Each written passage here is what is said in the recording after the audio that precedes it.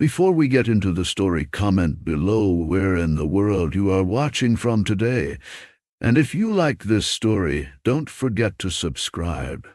The Montana sun stretched long across the golden fields, painting everything in amber light as if trying to hold back the coming dusk. The road ahead was nothing more than a thread of dust and gravel, winding through the vast heart of the valley. Caleb Maddox gripped the steering wheel with one hand, the other resting lightly on the faded denim knee of his jeans. The old truck coughed, then settled into a reluctant rumble. In the back seat, his daughter June dozed with her head against the window. Her hair, tangled from a life on the road, shimmered like burnished copper in the late daylight. Caleb glanced at her in the mirror, heart tugging at the sight. She was 10 going on 30, far too familiar with sleeping in motels and living out of a duffel bag. They weren't running anymore, not exactly, but they weren't settled either. Caleb was chasing the ghost of stability. A job, a home, a place where June could wake up in the same bed 2 mornings in a row. Somewhere they could finally breathe. A cloud of steam billowed in the distance, rising like a distress signal over the golden sea of wheat. Caleb slowed the truck. As he drew closer, the source came into view. An old tractor sat askew, its front tire sunken into the dirt, hood open, steam hissing into the sky. A woman stood beside it, one boot planted on the tire, the other in the dust, arms crossed, hair in a messy knot, as if daring the machine to defy her again. Caleb pulled over, the truck creaking to a stop. He stepped out slowly, hands visible, cautious. "Afternoon," he called, voice gravelly from hours of silence. The woman turned. Her eyes, sharp and suspicious, scanned him. "I don't need a sermon or a tow. Just a radiator hose and about 4 extra hours in my day." Caleb offered a smile. "Well, I can't give you the hours, but I might be able to help with the hose." She hesitated, then stepped aside. "Be my guest, stranger." The damn thing decided to give out right as I started the south field. Caleb leaned under the hood, overheated. Hose slipped clean off. "You're lucky you didn't blow the gasket." "Lucky isn't exactly the word I'd use today," she muttered. Caleb got to work in silence, hands moving with practiced ease. Vivian watched him closely, her body tense but curious. This wasn't the kind of man you found out here by accident. His shirt was threadbare, boots worn, but there was something in the way he moved. Intentional, steady, like someone who had rebuilt more than engines in his life. 20 minutes later, he closed the hood. "He'll get you home." "But you'll want to replace that hose." She offered a short nod. "Thanks. I'm Vivian Hartley." He shook her hand. "Caleb Maddox, that's my daughter June." June had wandered up while they talked, clutching a book to her chest. Vivian crouched slightly. "You like horses?" June nodded shyly. "We've got 4 back at the house. One old enough to let a young lady take the reins." Caleb raised an eyebrow. "You run this place?" "Hartley Acres, my family's farm. Been in our hands since my great-grandfather homesteaded it." He let out a low whistle. "Beautiful land." Vivian sighed. "And under siege. There's a developer, Thatcher Lane. Been buying up farms all around. Promises jobs and innovation. All smoke and mirrors. I'm the last one holding out." There was a beat of silence. "You looking for work?" she asked. Caleb hesitated. He looked down at June, who was already petting the nose of a curious barn cat. "Depends on what you're offering," he said. She didn't smile, but her eyes softened. "A roof, hot meals, honest work." He nodded slowly. "Then I guess I'm in." The days passed in a rhythm both unfamiliar and oddly comforting. Caleb repaired fences, overhauled aging equipment, and earned the wary respect of the ranch hands. June thrived. She fed chickens, memorized the names of cows, and rode the old horse Vivian had promised. She was kind but guarded, warm with June but distant with Caleb. Still, their paths kept crossing, over breakfast in the fields, during late evenings on the porch. Her laughter was rare, but when it came, it felt like sunlight breaking through clouds. One evening, Caleb found her in the barn tending to a calf with a twisted leg. He offered to help, and together they wrapped the limb, hands brushing once briefly. She pulled away first. "Sorry," she murmured. "For what?" "What?" She looked at him then. "For not knowing how to do this anymore. Trust, hope, any of it." Caleb nodded slowly. "Yeah, me neither." The peace shattered 2 weeks later. Caleb found tire tracks near the creek, fresh, deep, and not from the farm. That night, Vivian received a letter taped to her door. An offer, a threat. Sell now, or lose it all later. The next morning, the irrigation system was sabotaged. Water pooled in the wrong fields, drowning young shoots. Caleb and Bo, the ranch's gruff foreman, worked through the night to patch the damage. When Vivian saw the wreckage, she didn't cry. She simply clenched her jaw and marched back to the house. Caleb followed. "You can't do this alone," he said. "What choice do I have?" she snapped. "You have me." She stared at him, eyes full of storm. Then, quietly, she nodded. The town hall meeting was packed. Thatcher Lane stood near the front, all sharp suits and smoother lies. He spoke of progress, of opportunity. When Vivian stood, the room held its breath. "This land isn't just dirt," she said.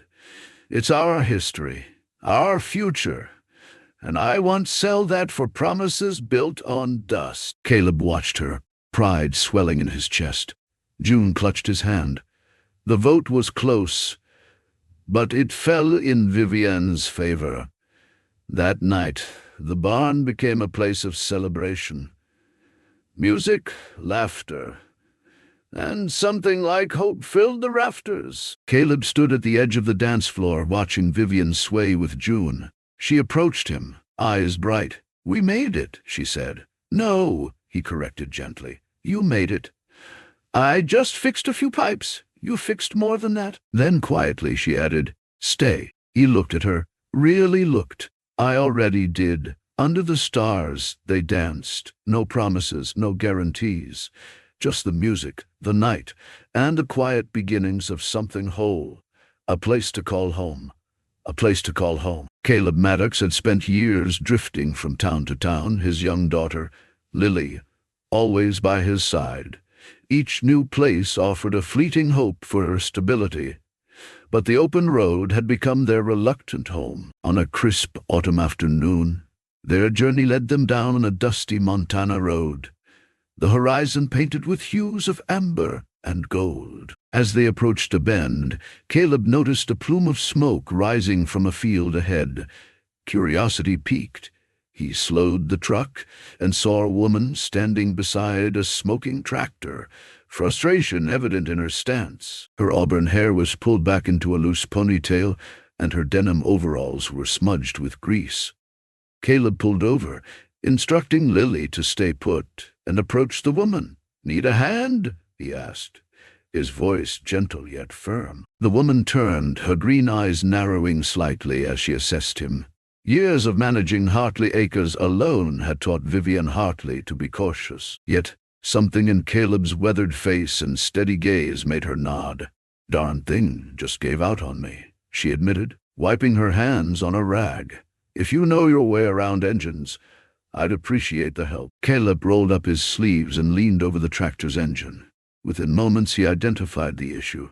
A clogged fuel line. As he worked, Vivian couldn't help but notice the ease with which he handled the machinery, his hands moving with practiced precision. From the truck, Lily watched her father, her eyes wide with admiration. She loved these moments when he fixed things, bringing broken pieces back to life. After a while, the tractor sputtered back to life.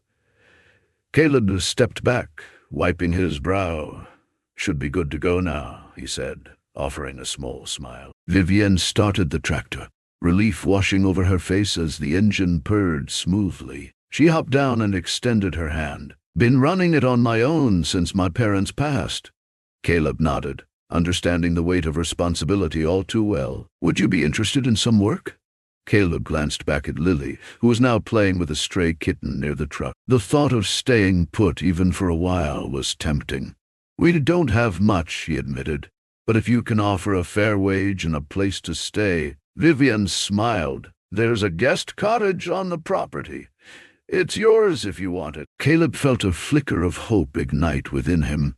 Maybe, just maybe, this could be the fresh start they needed. Over the following weeks, Caleb immersed himself in farm life. He repaired fences, tended to the animals, and, most importantly, breathed new life into the aging machinery that had once been the backbone of Hartley Acres. His dedication didn't go unnoticed. The farmhands respected his work ethic, and Vivienne found herself relying on him more each day. Lily thrived in the open spaces, her laughter echoing across the fields as she played with the animals. She formed a special bond with a gentle mare named Daisy, spending hours brushing her mane and whispering secrets into her ear. One evening, as the sun dipped below the horizon, casting a warm glow over the farm, Vivienne and Caleb sat on the porch, sipping sweet tea. "You've done wonders here," Vivienne said softly, breaking the comfortable silence. Caleb shrugged modestly. "Just doing what I can." She turned to face him, her eyes searching his. "Why were you on the road, Caleb?" He took a deep breath, the weight of past decisions pressing down on him.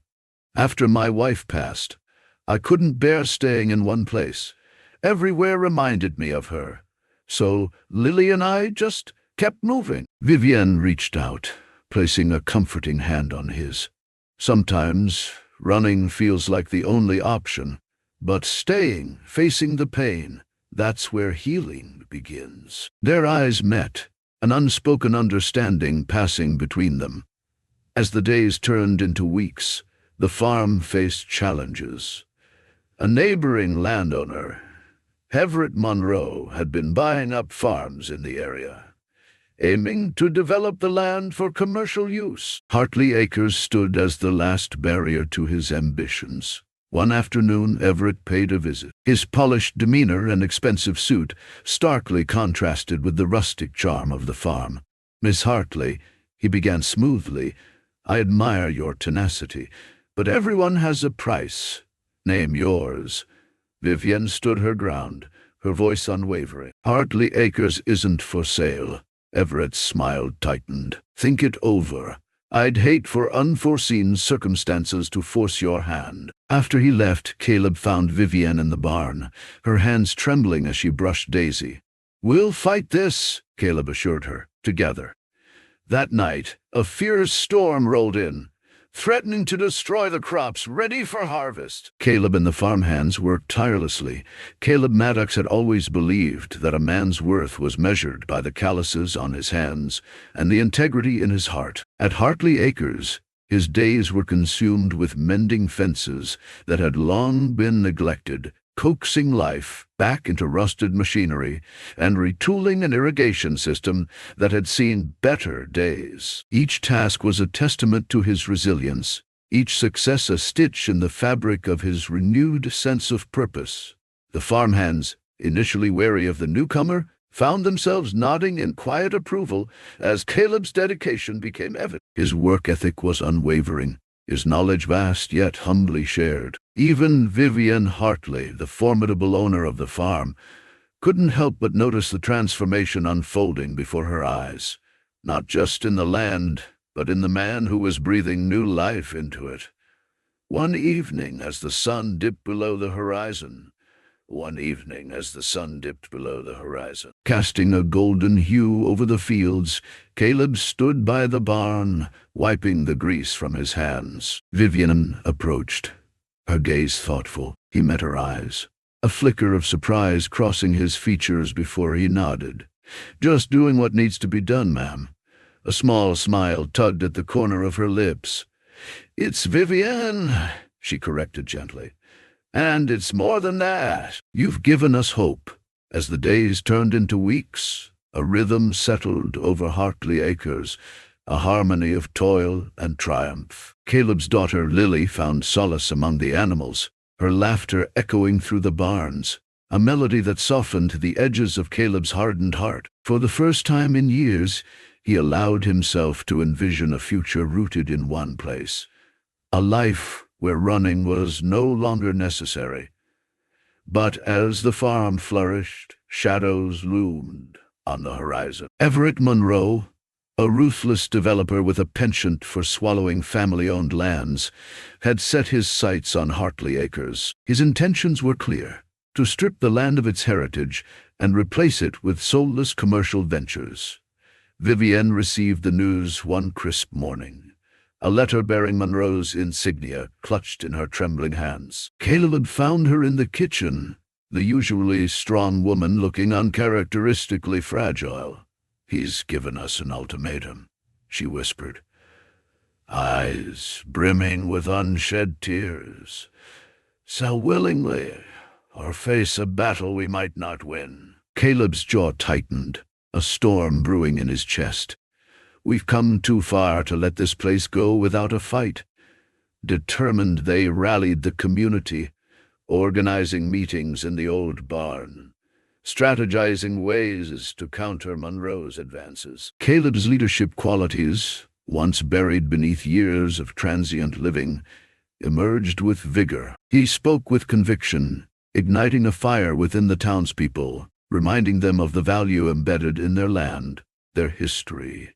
Yet, Monroe was not a man to be easily deterred. Mysterious mishaps began to plague the farm, crops ruined overnight, equipment malfunctioning without cause. It became evident that sabotage was at play, a sinister attempt to break their spirits. One night, under the cloak of darkness, Caleb patrolled the fields, senses on high alert. A rustling in the distance caught his attention. He approached cautiously, heart pounding. There, near the edge of the property, he spotted a figure tampering with the irrigation lines. "Hey!" Caleb's voice was a thunderclap in the silence. The saboteur bolted, but Caleb gave chase, muscles burning as he closed the distance. He tackled the intruder, pinning him to the ground. "Who sent you?" Caleb demanded, breath ragged. The man sneered, refusing to speak, but the emblem on his jacket spoke volumes.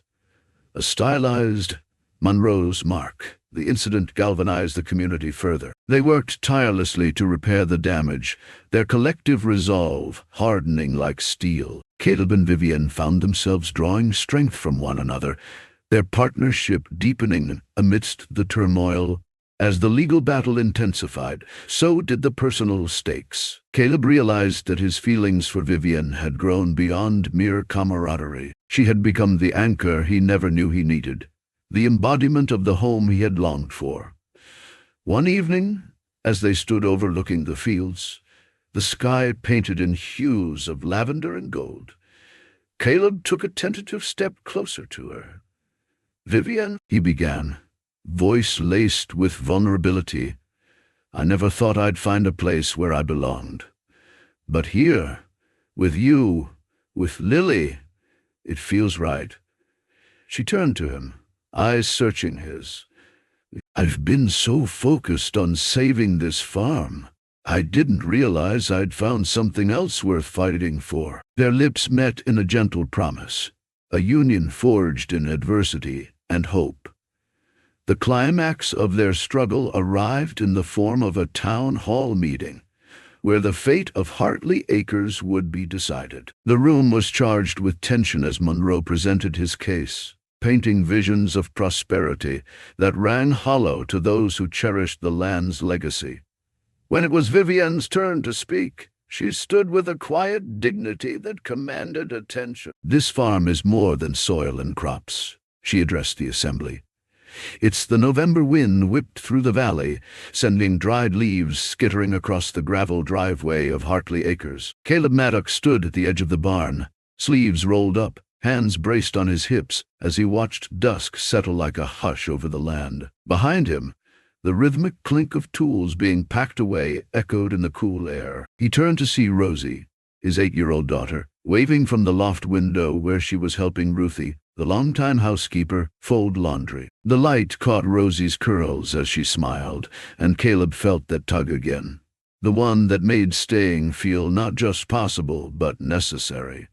Vivian Hartley was pacing near the porch, boots kicking at the stones. Caleb had come to recognize her restlessness.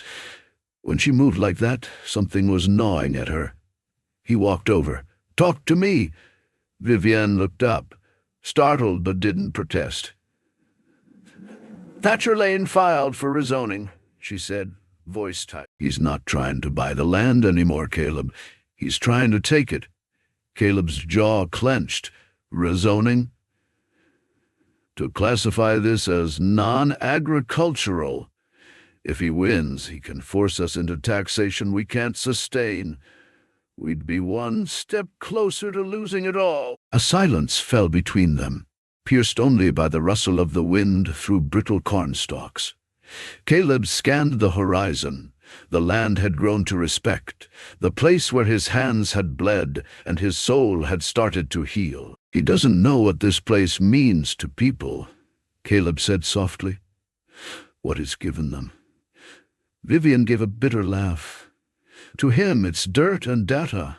To us it's memory and meaning." She looked at Caleb, then truly looked, past the stubble on his chin, the lines around his eyes that spoke of hardship, and into something steadier, something she hadn't let herself believe in for a long time. "We have a month," she said, "before the vote." He nodded once. "Then we make every day count." The next morning brought frost to the fields and fire to their resolve. Vivian called a meeting of every farmhand, family friend, and neighbor who still believed in the old ways Thatcher Lane wanted to bury beneath glass-front homes and asphalt. "We're not just preserving my family's land," she said to the gathered crowd. "We're preserving ours. This valley, this soil. It doesn't just grow crops. It grows roots." A murmur of agreement passed through the barn. People who had been quiet started nodding. When old man Jebediah stood and said, "I'll be damned if I watch another family get steamrolled," the dam broke. Commitments flew like seeds in the wind. Some offered time, others tools, and a few, their last reserves of savings. Caleb watched Vivian with awe. She wasn't just fighting. She was leading. The days that followed were full of grit and grind. Caleb oversaw a team restoring the irrigation ditches that had long been neglected. He taught teenagers how to solder pipes, showed retirees how to tune up ancient generators. Rosie ran between the barn and the chicken coop, shadowed by an old sheepdog who had taken a liking to her. And Vivian? She was everywhere, in the field laying winter mulch, at the town council lobbying for land protection, on the porch at midnight, reading zoning bylaws by lantern light. One night after another long day, Caleb found her sitting on the porch swing, her shoulders sagging in the glow of the hanging bulb. "You ever stop?" he asked, setting 2 mugs of coffee on the railing. "I will," she said, "when Thatcher Lane gives up." He handed her a mug. "So, never." That got a tired smile out of her. "Probably." He sat beside her, the wood creaking under their weight. They drank in silence for a moment, the kind that felt earned, like a lull after hard labor. "I keep waiting for the other shoe to drop," Vivian murmured. "For him to show up with some document that undoes everything." "You're not alone anymore," Caleb said. "If he comes for you, he comes through me." She looked at him then, the porch light casting a golden glow across his face, and for the first time she let her hand brush his. Not a declaration, not yet. Not a declaration, not yet. But a beginning. The shoe dropped the next day. A cease and desist letter arrived. Thatcher's attorneys claimed unauthorized construction on parts of the land slated for review. Vivian's blood went cold. Caleb read the letter twice, jaw ticking.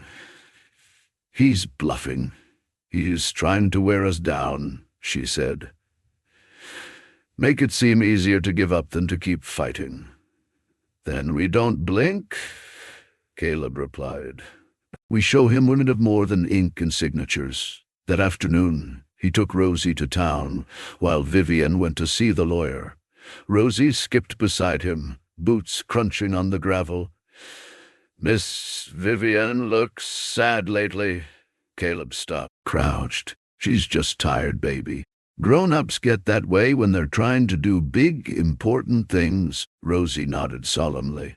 "You help her." "I try," he said, brushing a curl from her face. She smiled. "Maybe you should give her a flower. Maybe you should give her a flower." Caleb chuckled. "You think that'd work?" "It works on me." That evening, when Vivian returned with eyes rimmed red from exhaustion, Caleb was waiting on the porch with two things: a freshly brewed cup of chamomile and a wildflower Rosie had picked. Vivian stared at the flower, the crooked stem tucked in a chipped mason jar, and something in her finally cracked. She sat beside Caleb and just leaned. Not a collapse, not surrender, but trust. A silent surrender to safety. "Stay," she whispered. "I'm not going anywhere," he replied. The weeks blurred. Frosted mornings, hurried hands, and hopeful hearts. Caleb fixed a grain silo gate that hadn't worked in years. Vivian coordinated with local schools to host educational farm days. Ruthie baked until the entire house smelled like cinnamon and courage. Then came the final town hall. Vivian stood at the podium, flanked by Caleb and Rosie, and laid out her case. "This isn't just about acreage. It's about heritage, and if you let Thatcher Lane gut this land, you won't just lose farms. You'll lose community. You'll lose what it means to belong." The room buzzed with murmurs. Then Thatcher rose.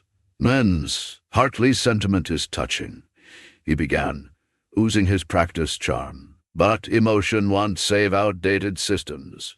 We offer jobs, revenue, progress." Caleb stepped forward, his voice calm, grounded. "You call it progress? I call it erasure." The room stilled. "You see a profit margin." Caleb continued. "We see a little girl feeding chickens and learning what hard work means. We see neighbors helping neighbors. You can't bulldoze that." Vivian looked at Caleb then, something unshakable in her gaze. The vote passed 8-3 in favor of preserving agricultural zoning. Hartley Acres had been spared. The celebration was quiet but meaningful. Lanterns strung across the barn, fiddle music from a dusty radio, laughter spilling from generations who had weathered too many losses to take any victory for granted. Caleb found Vivienne outside, under the stars, her eyes misted with something deeper than relief. "I don't know how to thank you," she said. He took her hand, calloused fingers tangling with hers. "You don't have to." They stood like that for a long time, the weight of what they'd built between them, a new future, stubborn and beautiful. Vivian leaned into his shoulder. "What do you think happens now?" Caleb looked out at the land, the barn lights flickering, Rosie's laughter drifting on the wind. "We stay," he said softly. "We grow together." And beneath the soil, under the roots of every stubborn stalk of winter wheat, hope stirred quietly, alive and finally home. The morning sun cast a golden hue over Hartley Acres, illuminating the dew-kissed fields that stretched endlessly toward the horizon. Caleb Maddox stood at the edge of the barn, his gaze sweeping over the land that had become more than just a place of employment. It had become home. Beside him, Vivian Hartley leaned against the weathered wooden post, her eyes reflecting a mixture of determination and vulnerability. "It's hard to believe how far we've come," Vivian murmured, breaking the comfortable silence. Caleb nodded, his thoughts drifting back to the day he and his daughter, Lily, had arrived at the farm. What had begun as a simple act of kindness, helping a stranger with a broken tractor, had evolved into a journey of healing and rediscovery. Over the past few months, Caleb had poured his energy into revitalizing Hartley Acres. He mended fences that had long been neglected, restored tractors that others deemed beyond repair, and retooled the irrigation system with a precision born of necessity and survival. His efforts did not go unnoticed. The farm hands, once skeptical of the drifter in their midst, now sought his guidance and respected his unwavering commitment. Yet amidst the toil and sweat, a deeper connection had begun to blossom between Caleb and Vivienne. Shared glances over morning coffee, the quiet camaraderie of working side by side in the barn, and the unspoken understanding that comes from shared burdens, all wove an intricate tapestry of trust and affection. One evening, as the sun dipped below the horizon, painting the sky in hues of amber and crimson, Caleb found Vivienne sitting on the porch, a steaming cup cradled in her hands. The lines of worry that usually etched her face seemed softened, replaced by a contemplative serenity. "Mind if I join you?" Caleb asked, his voice gentle. Vivienne looked up, a small smile playing on her lips. "Please do." He settled into the chair beside her, the rhythmic chirping of crickets filling the comfortable silence between them. "You know," Vivienne began, her gaze fixed on the horizon, "when my parents passed, I thought I'd have to shoulder this all alone. The farm, the responsibilities, the memories." Caleb studied her profile, noting the flicker of pain that crossed her features. He understood that weight all too well. The burden of loss, the fear of vulnerability. "You're not alone," he said softly. "Not anymore." Vivienne turned to face him, her eyes searching his for sincerity. In that moment, the walls she'd meticulously built around her heart began to crumble. As the days turned into weeks, their bond deepened. Caleb found solace in Vivienne's strength, while she drew comfort from his steadfast presence. Together they faced the challenges that threatened the farm, from unpredictable weather patterns to the looming shadow of developers eager to snatch away their land. One particularly stormy night, as rain hammered against the roof and wind howled through the trees, Caleb and Vivienne found themselves huddled in the barn, ensuring the animals were safe and secure. Lightning illuminated the space, casting fleeting shadows that danced across their faces. "It's nights like these test our resolve," Vivienne said, her voice barely audible over the storm's fury. Caleb reached out, his hand covering hers. "We'll weather it, together." Their eyes met, and in that charged moment, the storm outside paled in comparison to the tempest of emotions swirling between them. Slowly, hesitantly, Caleb leaned in, his lips brushing against hers, a tentative promise of new beginnings and mended hearts. In the aftermath of the storm, both literal and figurative, Caleb and Vivienne stood side by side, gazing out at the rain-soaked fields. The challenges ahead were undeniable, but so was the strength of their partnership. As the first rays of dawn broke through the dissipating clouds, Vivienne turned to Caleb, a renewed determination shining in her eyes. "Let's rebuild," she said. Caleb squeezed her hand, a genuine smile spreading across his face. "Let's." And so, amidst the mud and the muck, the broken fences and battered crops, they began anew, not just as partners in farming, but as partners in life. Together they discovered that sometimes two broken pasts can indeed form one whole future. After the storm, the seedlings bloomed. The morning after the storm was not quiet, but it was alive. The fields, soaked and beaten, shimmered under a pale Montana sun. Water pooled in low furrows like mirrors, and the battered earth released its scent, rich, damp, fertile. Caleb Maddox stood by the barn with his sleeves rolled up and boots caked in mud, surveying the damage with the trained eye of a man who'd lived on survival's edge for far too long. But even he had to admit, it could have been worse. Much worse. The crop was safe.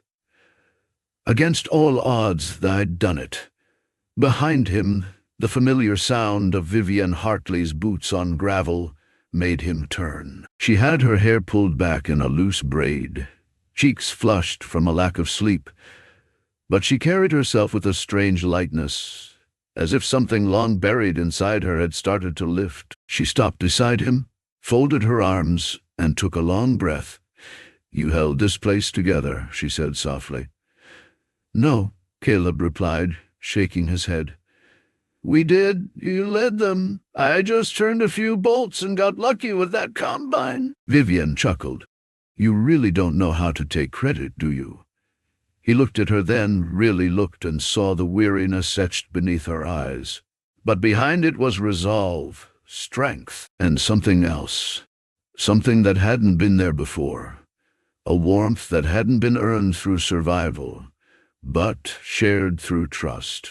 They both knew it. Something between them had changed in the storm. Over the next few days, Hartley Acres pulsed with motion.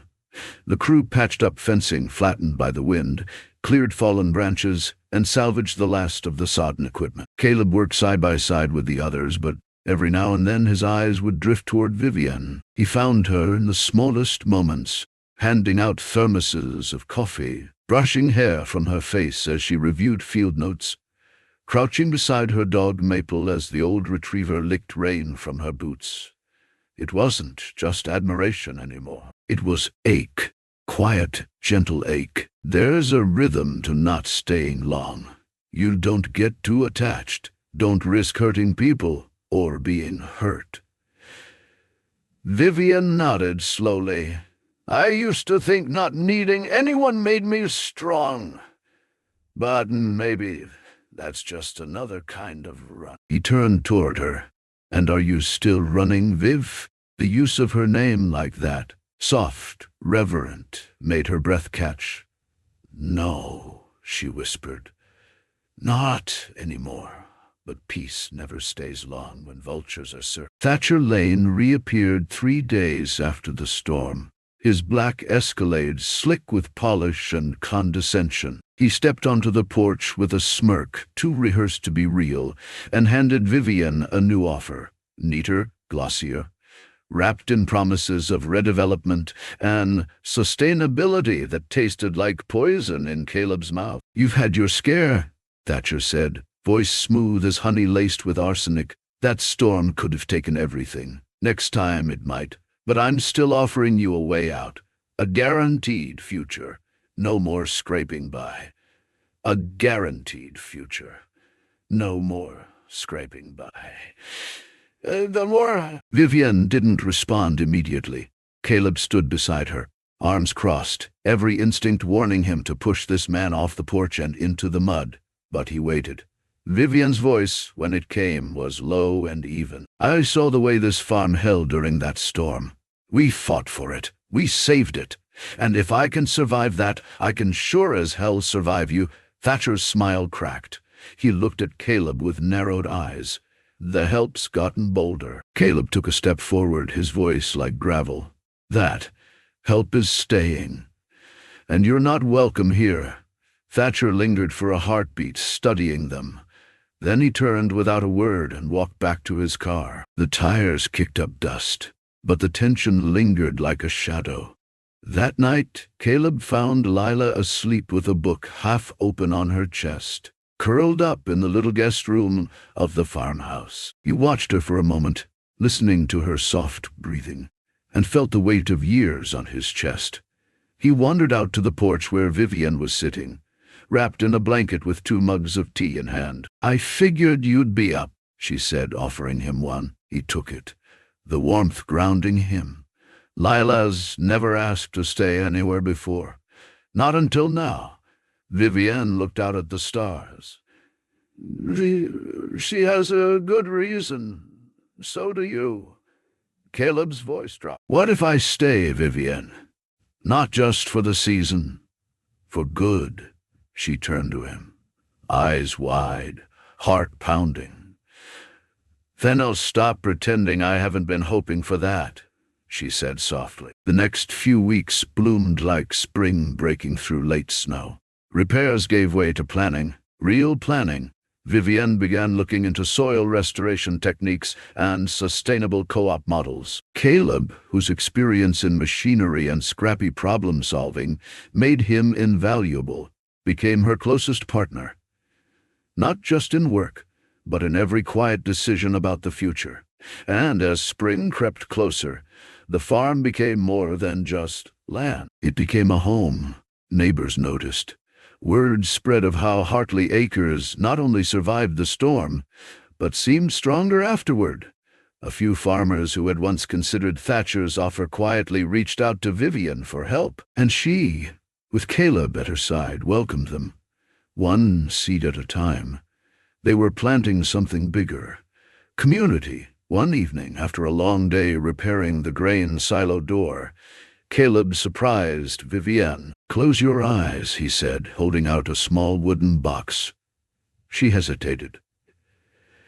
If this is a dead mouse, I swear.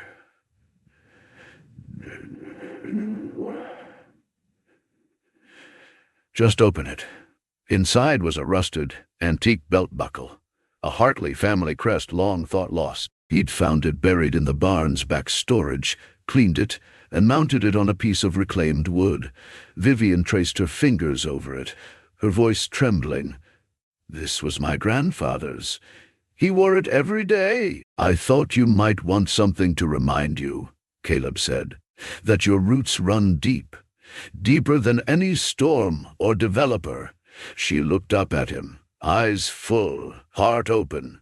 You always know the right thing to say. Only when matters, he replied. On the first day of spring, the farm crew gathered by the south field, ready to break ground on a new vegetable plot.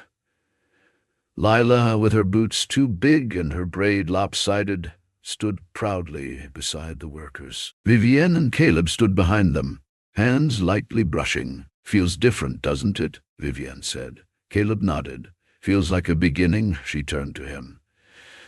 Then maybe we should stop calling this place a second chance, he smiled. What should we call it? Vivienne looked out at the land she'd fought for, the people who stood with her, and the man beside her, who had repaired more than just machines. A home, she said. He leaned in, his voice warm against her ear. Then let's build it together. And under that vast Montana sky, with the scent of earth rising and the season turning its page, they began. Not from scratch, but from what they'd already sown. Resilience, love, and the belief that what's worth holding on to is never lost. It's just waiting to be rebuilt, one heartbeat at a time. The moon hung high over Hartley Acres, casting a silvery glow across the fields. Caleb Maddox, ever vigilant, walked the perimeter of the farm, his boots crunching softly against the gravel path. The rhythmic chirping of crickets was a familiar companion, but tonight an unsettling stillness pervaded the air. As he approached the main irrigation hub, a glint caught his eye. A shimmer of water pooling where it shouldn't be. Kneeling, Caleb's fingers traced the jagged edge of a freshly slashed irrigation line. His heart sank. This wasn't wear and tear. It was deliberate sabotage. A surge of protective fury coursed through him. Hartley Acres had become more than just a place of employment. It was home. A sanctuary for him and his daughter, Lila. And now someone sought to undermine that sanctuary. Caleb's first thought was Vivienne. He needed to inform her. But as he turned toward the farmhouse, a shadow emerged from the barn. Bo, the grizzled foreman whose loyalty to the farm was rivaled only by his taciturn demeanor, Saw you heading this way, Bo grunted, his eyes narrowing as he noticed the damaged line. Damn cowards. Caleb nodded. We need to fix this before dawn. Can't afford to lose the morning's irrigation. Bo spat into the dirt. I'll rouse the crew. Within minutes, a small team assembled, their faces etched with fatigue but resolute.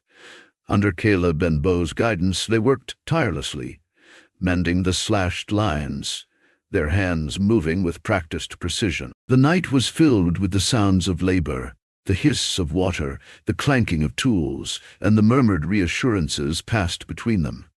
As the first light of dawn crept over the horizon, the final repair was secured. Water flowed steadily once more, nourishing the thirsty crops.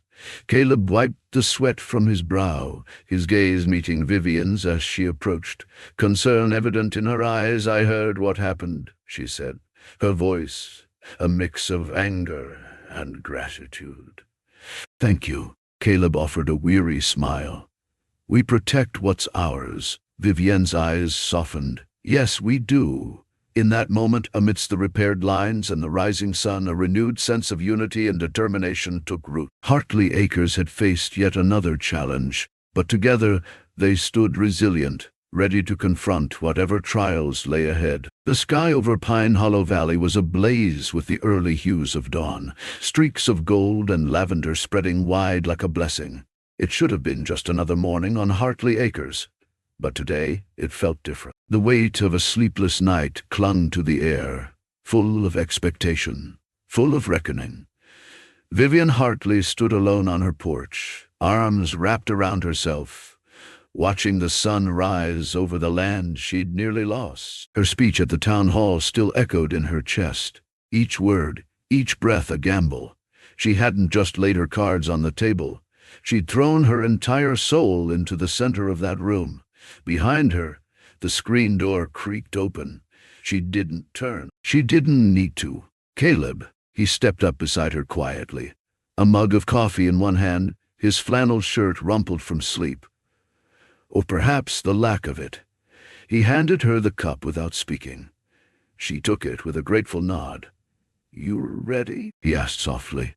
Vivian stared out across the fields. I don't know. I think I've been ready for years. I just didn't know how to say it until last night. Caleb nodded, sipping his own coffee. Well, you said it. Loud and clear. They'll vote today, she whispered, and then we'll know if it was enough. No, he said gently. We already know it was right. The county courthouse was busier than it had been in years. Farmers in worn boots, families with worry in their eyes, and a few suits from out of town packed the old assembly hall. There were no speeches today, no last-minute pleas, just a vote. Bo stood beside Caleb in the back, arms crossed, chewing a toothpick like it was an act of war. This valley's been bought and sold too many times by people who never stepped foot on the soil, he muttered. Today, we find out if that ends. Vivian sat near the front, flanked by two younger ranchers who had changed their minds after her speech. Their presence beside her was wordless endorsement. Caleb watched her from the back, marveling again at how she held herself upright, even when everything inside her was trembling. Thatcher Lane stood across the aisle, all polished charm and smirking composure. He met Caleb's gaze briefly and offered a smug nod as if this were already sewn up. Caleb didn't return it. He simply stared, calm and unyielding. A mechanic's gaze, a father's, a man who'd run from too much to run now. The county clerk rose. The room held its breath. Names were called. Votes were cast, one by one, until finally it was done. The clerk read the result with a trembling voice. The proposal to rezone Hartley Acres and surrounding properties is hereby denied. It was quiet for a moment, too quiet. Then the room erupted. Bo whooped. One of the ranchers slapped the back of Vivian's chair in relief. Caleb stood still, watching her. She didn't leap to her feet or cheer. She closed her eyes, breathed in deeply, and let the tears fall quietly.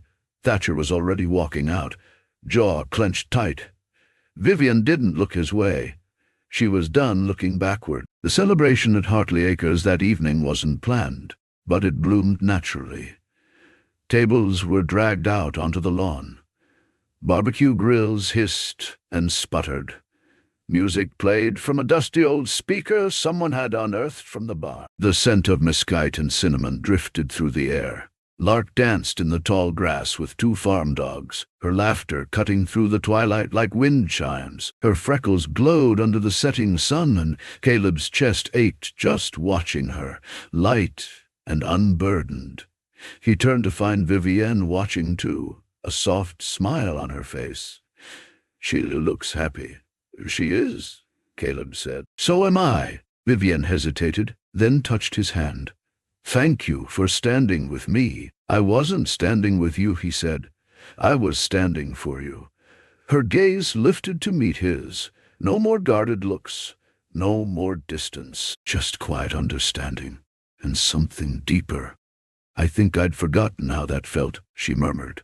Caleb brushed a loose strand of hair behind her ear. Later, when most of the crowd had drifted away and the stars painted the sky like dusted silver, Caleb walked her toward the barn. He paused at the doors. "There's something I want to show you," he said. Vivienne tilted her head, bemused. "A secret midnight tour of the hay loft." He chuckled. "Not exactly." He pushed open the doors, revealing the old combine that had once been pronounced dead. Now it gleamed faintly in the moonlight, patched, oiled, and proud. But that wasn't what caught her eye. Next to it stood the broken swing that had hung behind the house since she was a girl. Her father had built it. After the storm, it had splintered and snapped. She hadn't found the heart to repair it. Until now. A new seat, new ropes, hung exactly where it used to be. Vivienne's breath caught. Caleb shrugged. "You said you used to come here when things got too loud. I figured maybe it was time to bring that piece back." She stepped forward slowly, her fingers brushing the ropes, her eyes suddenly glassy. "I forgot what this felt like," she whispered. Caleb didn't say anything. He just let her feel it. Then she turned, crossed the barn floor, and kissed him, without hesitation, without armor. When they parted, she rested her forehead against his. "I want this," she said softly. "Not just the farm, not just the wind. This, you, Lark, the swing, this. All of it."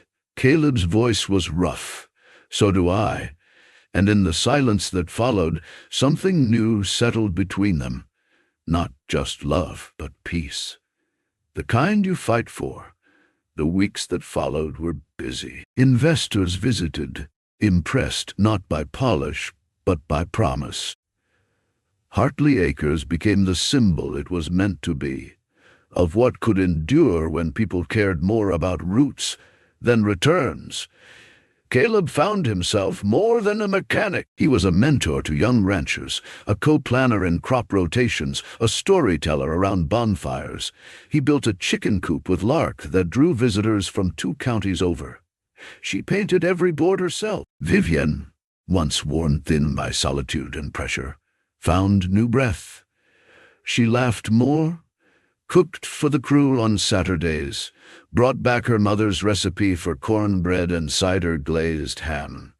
Even Beau smiled more, though he claimed it was indigestion. And one evening, after the final delivery of winter feed arrived, Caleb stood on the porch, watching the sun set with Lark curled against his side. "You think we're really staying, Daddy?" she asked. We already did.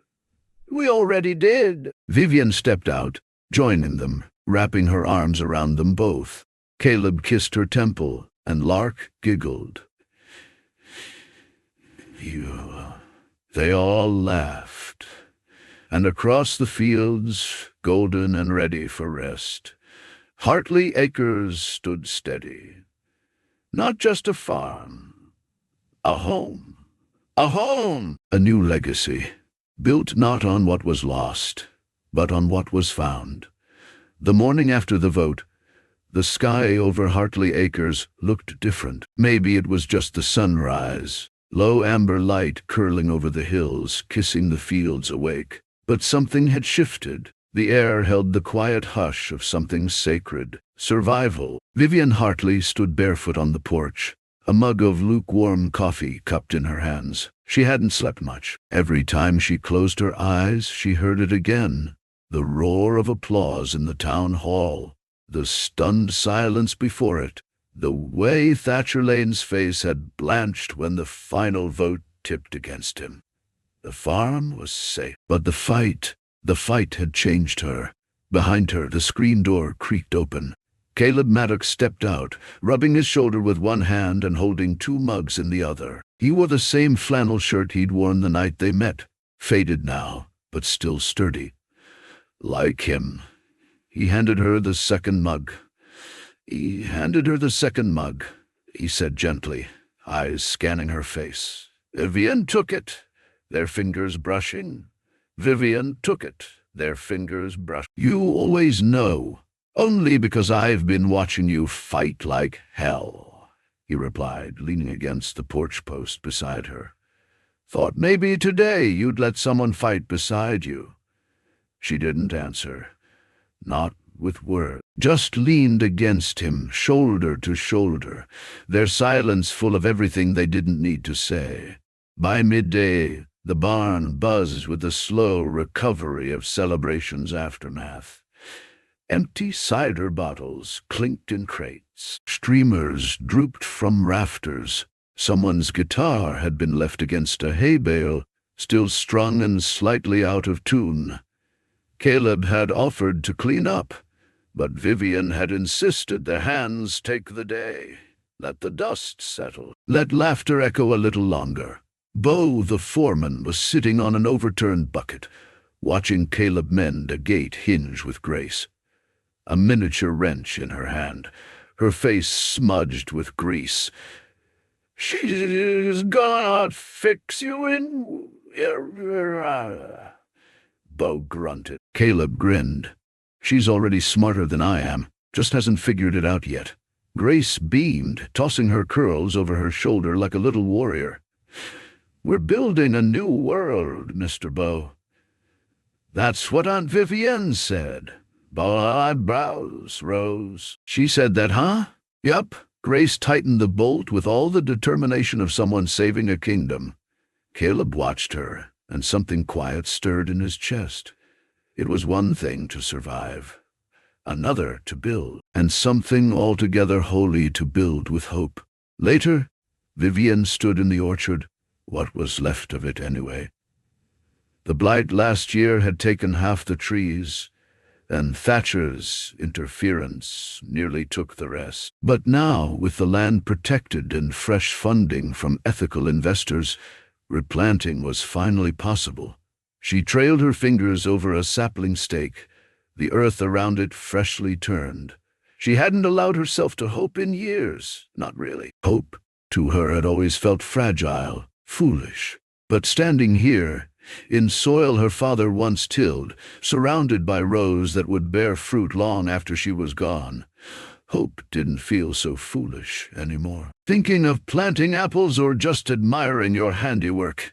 Caleb's voice drifted over her shoulder. She turned, startled. Sorry, he said. Didn't mean to sneak up. I'm not used to company out here, she admitted. Not used to company out here, she admitted. This was always mine. Caleb tilted his head. Still is. Just maybe a little bigger now. Ours, maybe. Vivian blinked, then nodded. Slowly, like someone learning a new language. Yeah, maybe it is. They stood like that for a while, under the open sky, with the scent of tilled soil and sun-warmed wood between them. The days that followed were quieter, but only just. Victory hadn't erased the work ahead. It had only made it possible. Rebuilding was messy, beautiful, exhausting.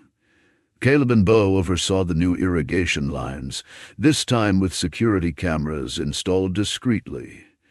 Grace insisted on naming the tractors. Vivian pretended to protest, but she smiled every time she passed, Rusty or Thunderbolt. One evening, after a long day of repairs, Vivian found herself seated at the kitchen table with Grace, teaching her how to braid bread. "I didn't know you could bake," Grace said, sticky fingers in the dough. Vivian smiled. "I didn't know I remembered how." Caleb stood in the doorway, watching the two of them. It hit him then. How natural it all felt. How all right. Like all the broken pieces of their pasts had somehow lined up, not perfectly, but intentionally, to lead them here. He stepped forward and kissed Vivian's temple. She glanced up at him with warmth in her eyes. "We're going to make this a home," he said. Vivian nodded, heart full. "We already have." But even in victory, echoes of the past linger. A week after the resonating vote, a letter arrived. Caleb found it in the mailbox. A thick envelope with no return address. He opened it on the porch, Vivian beside him.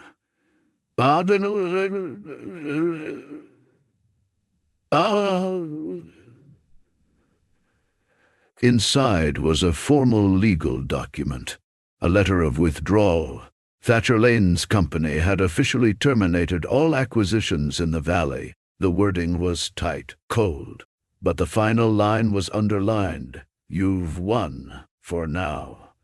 "For now?" Vivian's mouth tightened. Caleb looked at her. "You okay?" She exhaled. "He'll be back. Men like him don't know how to stay gone. But when he does," Caleb said softly, "he won't find you standing alone." She looked at him, then down at Grace, who was chasing the chickens across the yard barefoot. "No," she said, "he won't." Spring turned to summer. The orchard bloomed again. Hartley Acres found its rhythm. One evening, as the fireflies blinked in the fields and a soft country tune played on the old radio in the barn, Vivian pulled a weathered ring box from her pocket. Caleb looked at it, surprised. "That for me?" he joked. Vivian smirked. "Not quite." She opened it slowly, revealing a simple silver band, her mother's. Worn, elegant, timeless. "I'm not proposing," she said. "But I am inviting." Caleb raised a brow. "I've spent so long guarding this place," she said. "I forgot what it was like to share it. Not just with a crew, with a partner." Caleb took the ring and held it between them. "We've already started building a life." "Then let's keep building it," Vivian whispered. The summer moon rose full that night. Grace slept peacefully in the house, her hands still smelling faintly of mint from the garden. On the porch, Caleb and Vivian swayed to the soft music playing from the barn, her cheek against his shoulder, his hand against the small of her back. Hartley Acres had weathered storms, sabotage, and the threat of erasure. But here, under the stars, it was safe. It was alive. And for the first time in years, so were they. The first true frost of the season crept over Hartley Acres like lakes, soft, silver, and brimming with quiet promise. The golden leaves still clung to the trees, though they shimmered like they might let go at any moment. Beneath the porch light, Caleb Maddox reached for the last rake leaning against the wall, turning back just as Vivian stepped outside with 2 steaming mugs. "Grace is asleep," she said softly, settling beside him on the old porch swing. Took her 3 chapters of Charlotte's Web, 2 questions about spiders, and a promise would make pancakes tomorrow morning. Caleb chuckled, taking the mug she offered. "You spoil her. She's... Hey." "It's in the job description," Vivian replied, her voice tinged with warmth. She leaned into him then, head resting on his shoulder, their silhouettes outlined against the vast Montana sky now embroidered with stars. It had been 3 months since the resonating vote fell in their favor, since Thatcher Lane's car had disappeared down the gravel road in a storm of dust and humiliation, since Caleb had stopped feeling like a visitor in someone else's life. The farm had been saved, but now came the quieter work, planting a future not out of desperation but choice. A new kind of season autumn in the valley was no longer about fear of what would be taken, but about what could be built. Vivian's plan for Hartley Acres was ambitious.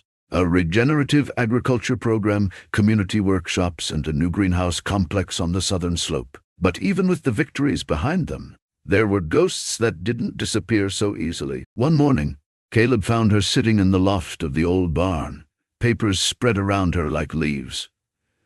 "Trouble?" he asked, climbing the ladder slowly, sensing her retreat was not physical, but emotional. Vivian looked up, her expression unreadable. "I got a letter from Thatcher's legal team. Some formality about a boundary review. It's nothing, but it rattled me." Caleb sat beside her, letting the silence settle. "It's like he's still trying to haunt this place," she whispered. Caleb reached for her hand. "Let him try. You've already outgrown the shadow." She blinked at that, then smiled. "The kind of...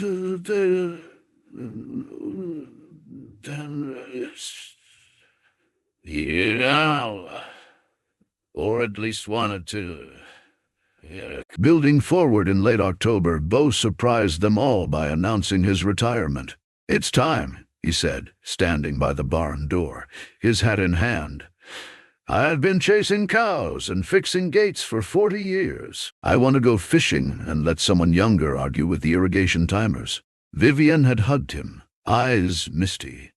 Caleb shook his hand, only for Bo to pull him into a quick, rough embrace. "Don't screw this up," the old man had muttered into his shoulder. "You've got something good here." 2 days later, Caleb found himself promoted in everything but title. He was overseeing equipment, training new hands, and fielding questions from local farmers about their new composting setup. But the biggest shift was internal. He no longer felt like a man trying to outrun failure. He felt rooted. Grace's garden, the small plot behind the farmhouse, had once grown only sunflowers.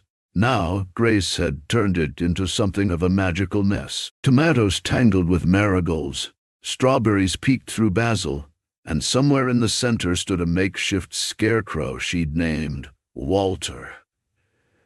"She talks to it," Caleb told Vivienne one evening. "She says it listens better than adults," Vivienne replied, grinning. "She's not wrong." Grace had bloomed in this new life. Her laugh was louder, her steps surer, and her room was full of drawings of tractors, horses, and stick-figure families, labeled with names that hadn't appeared before. Vivian noticed it first, the way Grace had begun calling the farmhouse home without hesitation. Caleb noticed it later, when she called Vivienne Mama V without even blinking. The letter in the attic in mid-November. Vivienne was sorting through old trunks in the attic, chasing down family photos for a community history project, when she found the letter. It was addressed to her from her father, unopened, postmarked a week before his death. She sat on the edge of the old cedar chest for nearly 20 minutes before opening it. Caleb found her there, the letter trembling in her hand. "I thought he never forgave me," she whispered. "Thought he died angry I wouldn't sell." Caleb knelt beside her, gently taking the pages. They read together.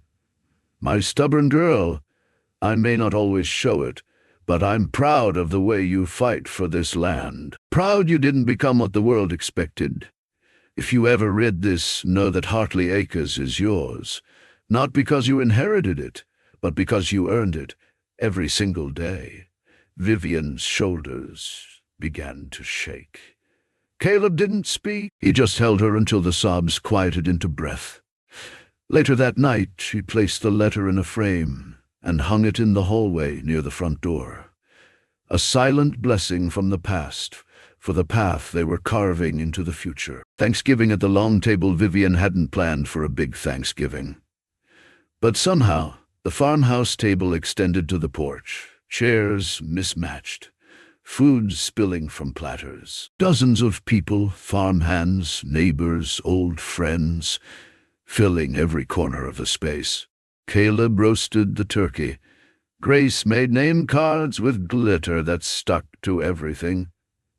Vivian served her grandmother's buttermilk pie. As the sun set and the first stars blinked above, someone brought out a guitar.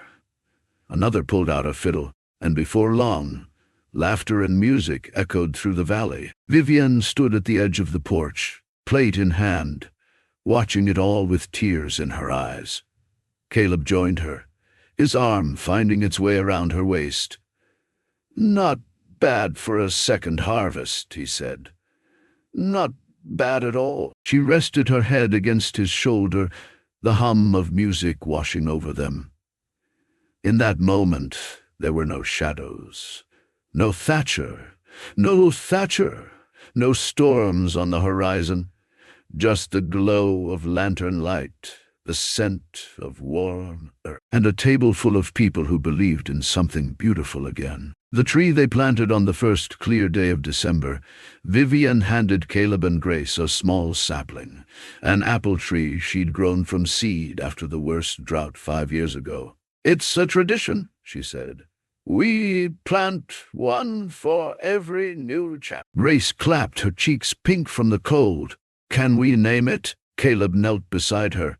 "Only if it's a good name." Grace thought for a moment, then grinned. "Hope." Vivian blinked. The wind caught her hair. Caleb reached for the shovel. Together, the three of them planted it just behind the garden, where the light touched longest in the afternoons. Love in the quiet hours that night, after Grace was tucked in and the fire crackled low. Caleb turned to Vivian in the living room. "You know," he said softly, "we never really talked about what this is." Vivian looked up from her mug. "What do you mean?" "This," he said, gesturing to the room. "The house, the life, feels like more than just staying for work, more than just convenience." She set her mug down slowly. "I know." A long pause. Then, "I've loved you for a while now," Caleb said. Vivian's eyes shimmered. Then were even. Caleb moved to her, their hands finding each other like they always had. Without noise, without fanfare, just certainty. Winter at the door, snow arrived quietly the next morning, blanketing the valley, wrapping Hartley acres in white. But the hearth was warm, the hands steady, the hearts full. Caleb wasn't a drifter anymore. Vivian wasn't fighting alone. Grace wasn't just dreaming of home. They were building it, row by row, season by season, together. And somewhere outside the window, a small sapling stood tall in the snow, a tree named Hope for everything nine to come through, and everything still to come. There's something quietly powerful about the story of Caleb Maddox and Vivian Hartley, two people weathered by life, pulled together not by grand gestures, but by small, intentional acts of rebuilding. Their journey resonates with me because it reminds me of my own quieter seasons, the ones not defined by triumphs, but by the hard, unglamorous work of showing up every day to a life that doesn't yet feel like it fits. I haven't fixed a combine under a Montana sky, and I don't run a farm with a legacy on the line. But I know what it feels like to carry the weight of uncertainty, to question whether the path I'm walking is leading anywhere real. Caleb's story especially struck a chord, the way he arrives with little more than calloused hands and a tired child in the back seat, not knowing if the next town will offer survival or another closed door. How many of us, I wonder, carry that same quiet desperation, hoping we'll find something to hold on to, a place, a person, a purpose? What moved me most wasn't just the romantic arc, though that too felt deeply earned and human. It was the moment when Caleb, once a drifter, stood under the winter sky beside a child and a woman, and planted a tree called Hope. That image lingers, because in my life, I've had to learn that hope isn't something that shows up ready-made. You have to plant it, water it, tend to it daily. Whether it's recovering from heartbreak, building a new career after a layoff, or trying to start over in a new town where no one knows your name. Hope is something we grow, not something we find. And Vivian, her strength wrapped in layers of independence and hard-earned grit, reminds me of the people I love most, those who have fought for everything they've built, not because it was easy, but because letting go would have meant surrendering something sacred. I see pieces of her in the strong women in my life. My mother, who built a business with no safety net. My friend, who raised 3 kids alone and never let them feel the lack. Like Vivian, they don't ask for pity, but they welcome the kind of partnership that sees them as equals, not burdens. From this story, I take a quiet vow to honor the land I stand on, not just literal soil, but the metaphorical land of my life. To show up fully, even when it's uncomfortable. To build something steady where there once was wandering. And to remember, like Caleb, that even the most weathered hands can craft something lasting, not just with tools or words, but with presence. In a world that rewards speed and spectacle, stories like this remind me to cherish the slow, sacred work of building love, home, and legacy. Not through grand declarations, but through consistent, quiet care. Because maybe, just maybe, the greatest victory is choosing to stay. Before we go, I'd love to hear from you. Where are you watching from? Are you tuning in from the heartland of America, a quiet countryside, or maybe a bustling city, dreaming of open fields? Drop a comment below.